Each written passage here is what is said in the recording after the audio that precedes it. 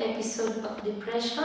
We are going to pick from where we stopped last time. Tulikuwa discuss about childhood trauma and romantic heartbreaks, and as usual, I am so excited to introduce our guest speaker, who is Kezia. Kezia, how are you? Fine, thank you.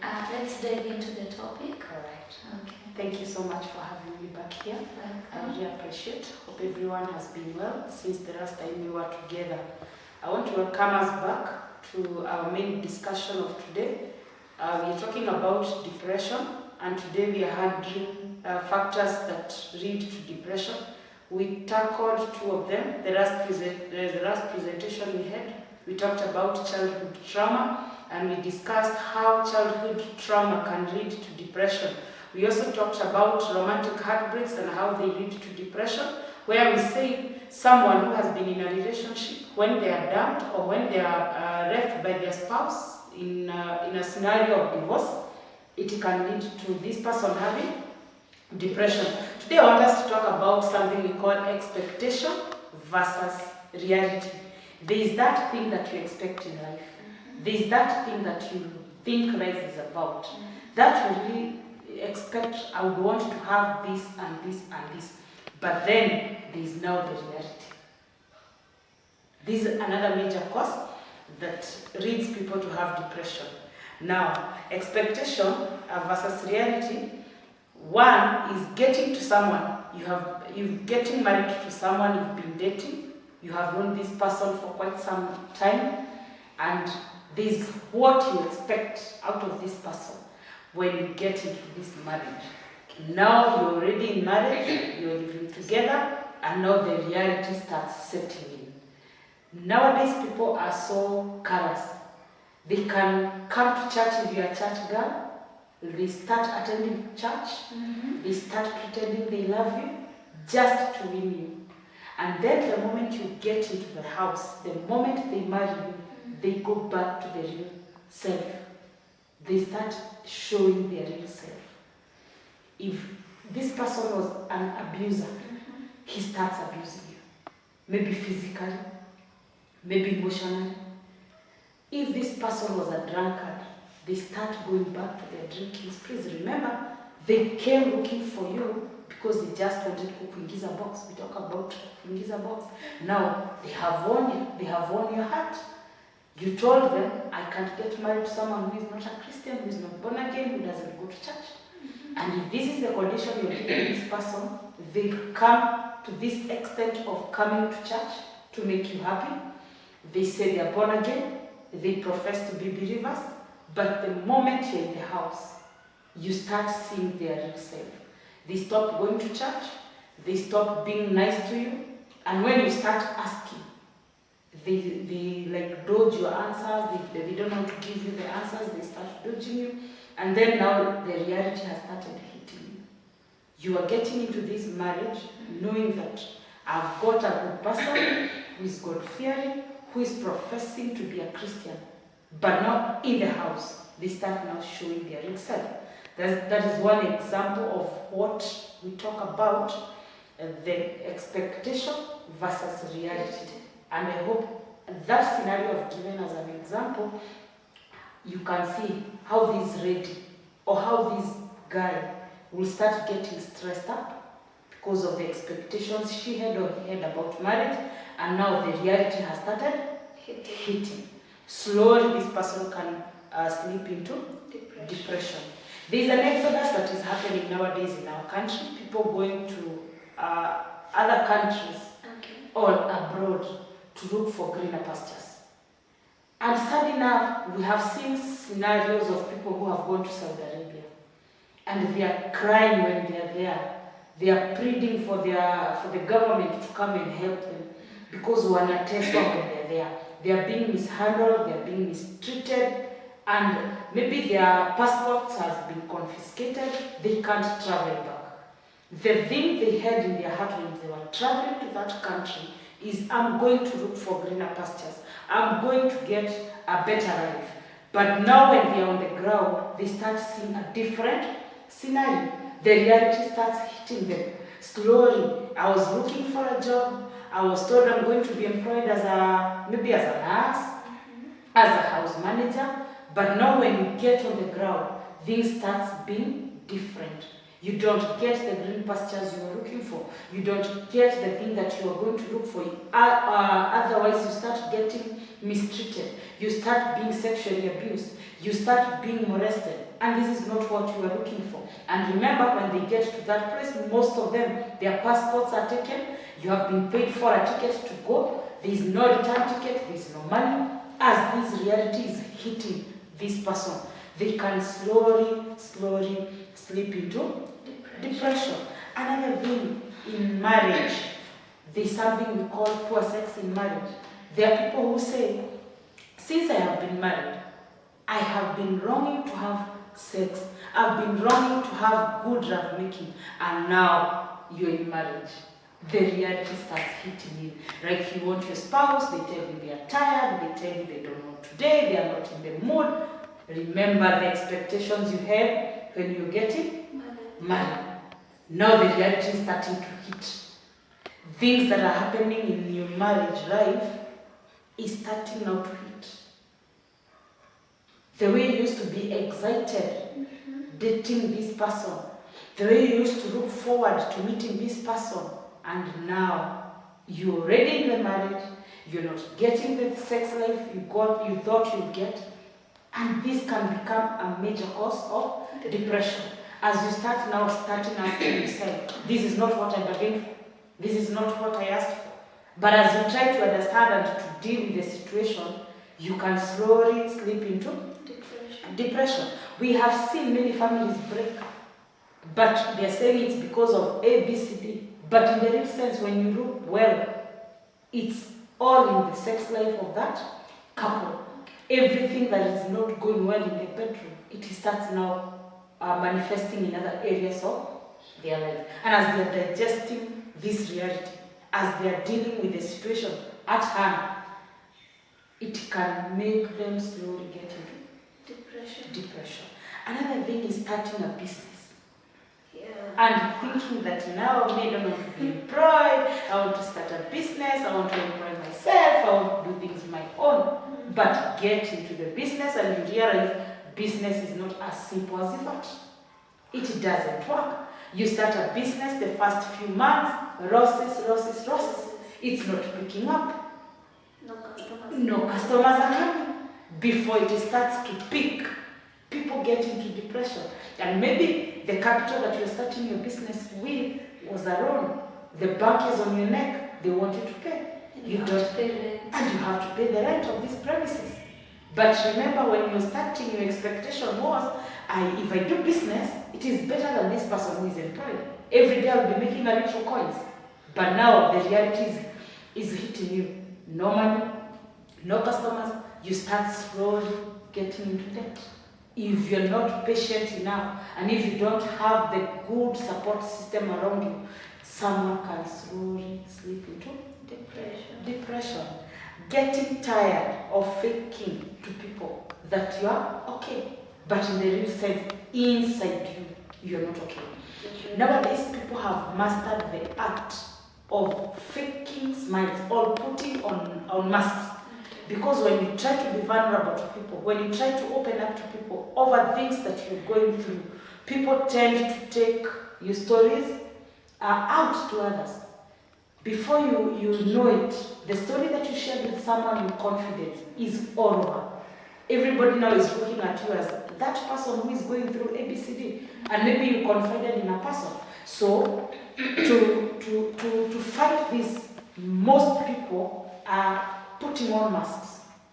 They are hiding their pains by saying, I'm okay, I'm well, but inside they are not okay.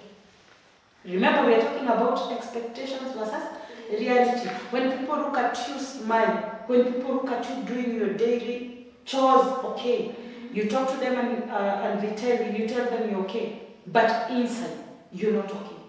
The reality is you're not okay. You expect people to see a little change and stand for you. You expect people who you have shared your pains and your problems in confidence to help you, but they are not. The reality is they are not. As you deal with this, it can make you get into depression. Imagine a scenario whereby you're telling someone of the pains you're going through. You being so vulnerable to someone. What do you expect? They'll keep your story in confidence. They are going to cover you. But then they start exposing you. How would you feel? You feel betrayed. You feel that pain. You try to understand, why is it that I expected you as my friend, you as my parent, to stand with me, to keep confidence what I've shared with you. But then you have taken the whole thing out. Slowly, it can make you get into depression. Slowly. Another thing about dreams. Everybody has dreams. Everybody has their goals. These are a way you can draw your goals and say, by the time I'm 18 years, I want to have completed high school. By the time I'm 24 years, I want to have completed university or campus. By the time I'm 30, I want to have a family and a well-paying job. And now, reality starts hitting in. At 18 years, you've not completed high school. Maybe your parents were not able to pay your fees. There was no one to stand with you. Maybe they died and left you as an orphan and nobody was taking care of you. This is a goal that has been shattered. This is a dream that has not been accomplished. At 18 years, you're still maybe in Form 1. At 18 years, you've not gone to school. The expectation you had was, at this age, I want to have attained high school is done. You're 18 years, yet you've not completed high school because no one is supporting you. At 30 years, no job, you are a graduate, you're not having a job, you're not having a business, you're out there hustling. And you dream, and the goal you had about your life was, by the time I'm 30, I want to be having my job, I want maybe to be employed, and I want to be earning and also have a family. You're 30 years, no family, no job, you're still hustling. As you deal with this, what you expected about your goals not being fulfilled, you not acquiring what you wanted by the set time you had, can make someone slowly get into depression. As they try to understand, why is life not so fair with me? Why is it that the goals that I've set are not coming into completion? As they deal with this, it can make someone slowly get into depression. So, expectation versus reality is a major cause of depression. I know you can relate with so many other things about the same. What you expected and the real scenario on the ground. There's a msemo that they say a lot in Kiswahili. Mambo kwa ground ni different. Ni different. Mambo kwa ground ni tofauti. So, that is how expectation versus reality can lead to depression. I want us to look at another factor. Okay. If time allows us.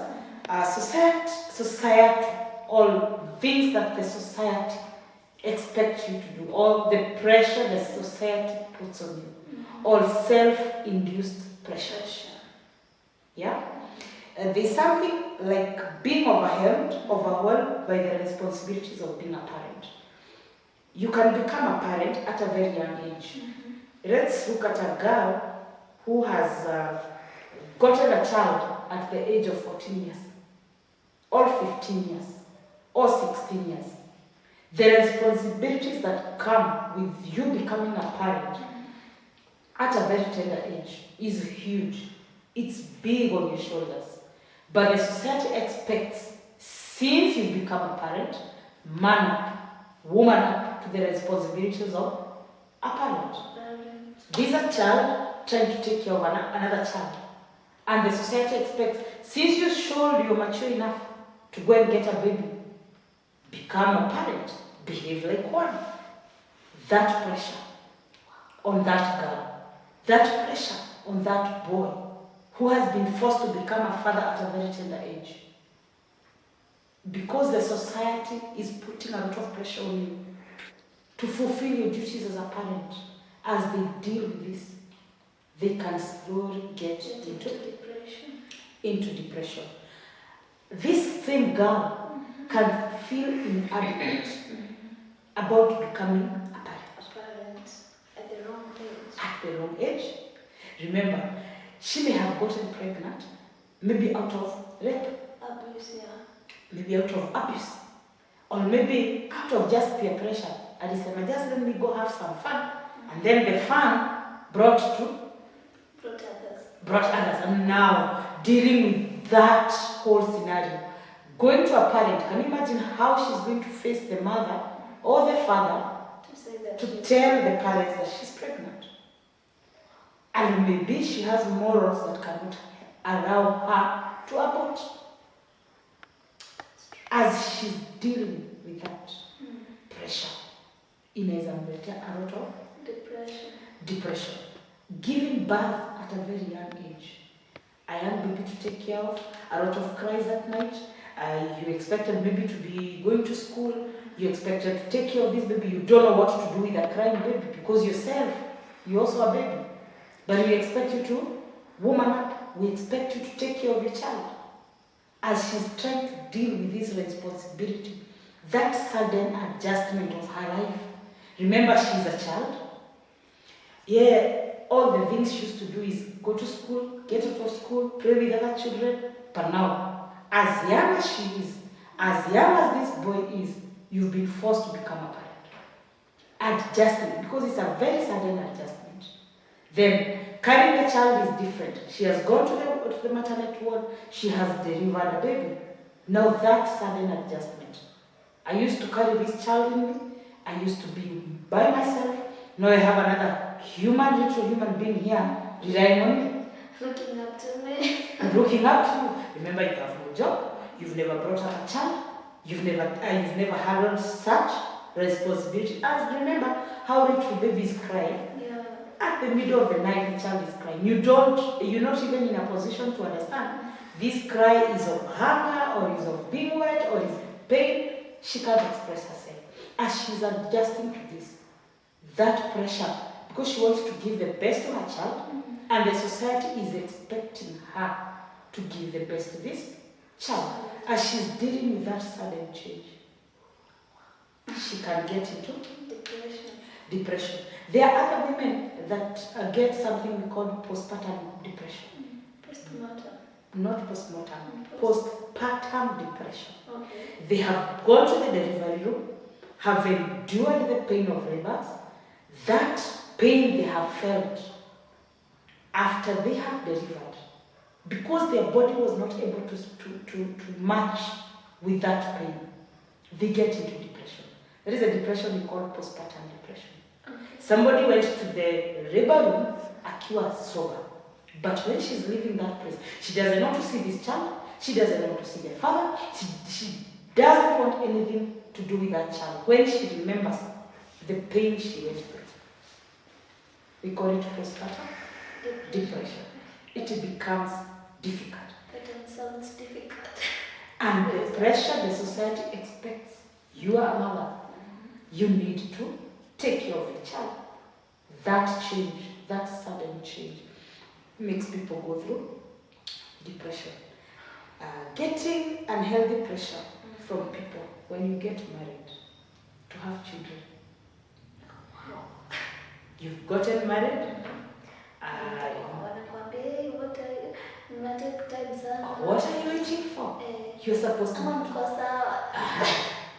That pressure can make people get depression. And maybe the two of you agreed we're going to stay for a certain duration of time to know each other better, to understand each other better before we bring a child into the world. But now every time you go out, everybody is looking at you with these eyes. They're like, are you really sure you're okay? It's a year since you got married. Why are we not seeing pregnancy, even a sign? There are even others who are so mean. They go to an extent of telling you, even a miscarriage. We have not even heard of a miscarriage. You see, others could be having issues. There are women who have issues with their hormones. They can't conceive. And these are not things you can go sharing with people. So imagine every time you meet with someone and they are asking you, not even a sign of a miscarriage. And inside you, you know you have a problem. And you can't go sharing it with someone. As they deal with that pressure, it can make them get into depression. A man who has low sperm count it takes time for him to impregnate a woman. You go telling people that my man has, you will not. But now every time you meet with people and they tell you it's been 2 years down the line, what is happening?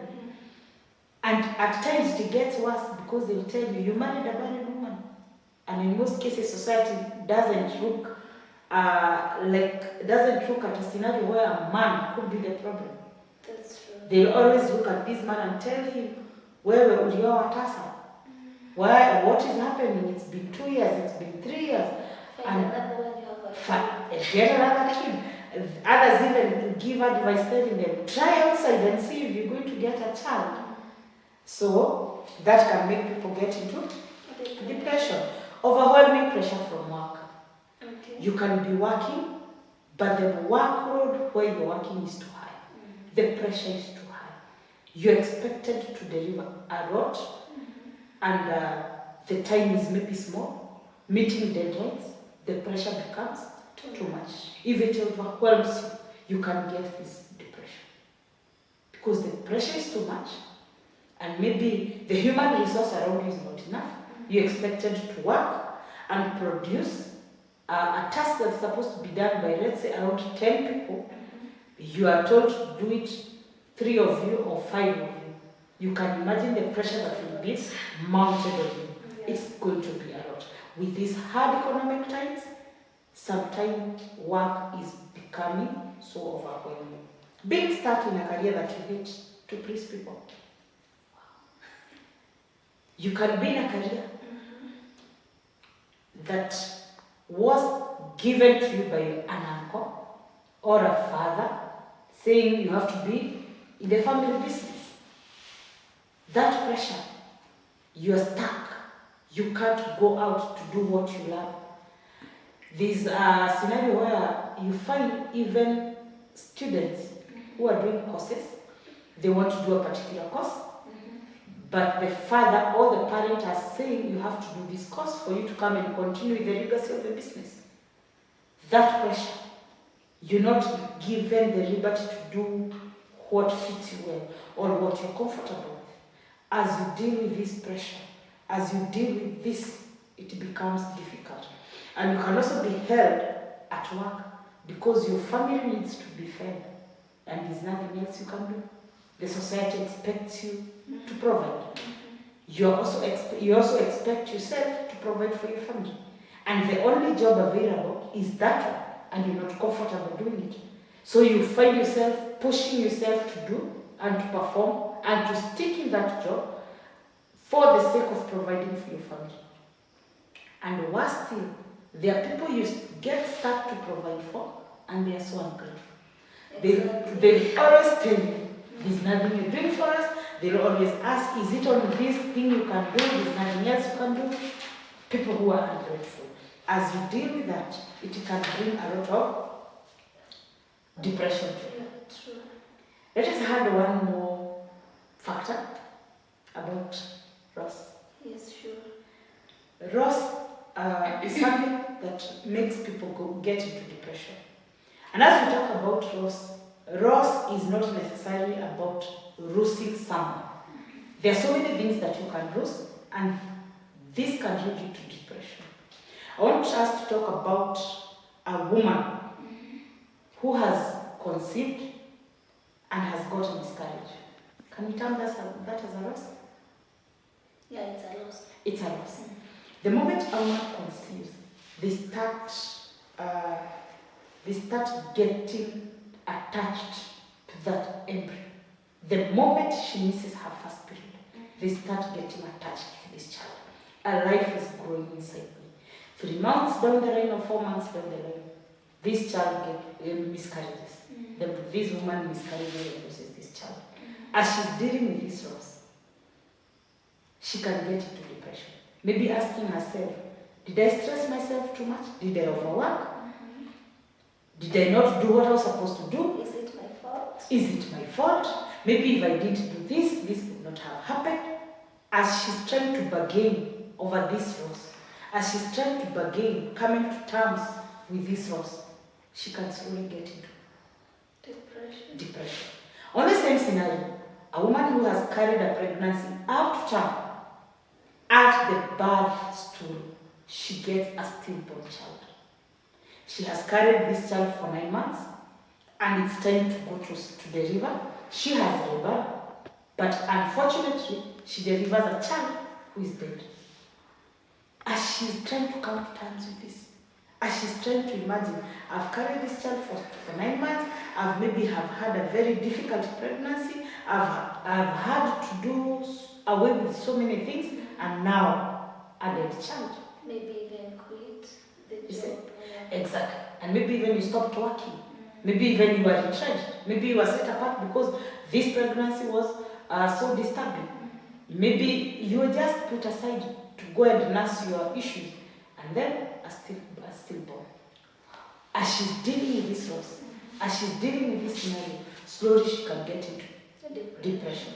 Still on the same line, a woman can give birth to a child, get home, but this child dies even before she gets to 6 months, at a very young age, not even a year old.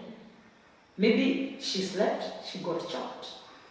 Maybe as they were sleeping, something happened and the child died. As she's dealing with this loss, it can be so painful, and she can slowly get into depression. Losses are so many. You can lose a business, you can lose a spouse, you can lose a job, so many things that can get lost. We're going to stop there. Thank you so much for your time. We're going to continue next time when we get time. Yes, can you tell us what we are going to discuss next? Yes, we'll talk about rise that depression tells us, because depression tells us a lot of rise. Thank you, and let's meet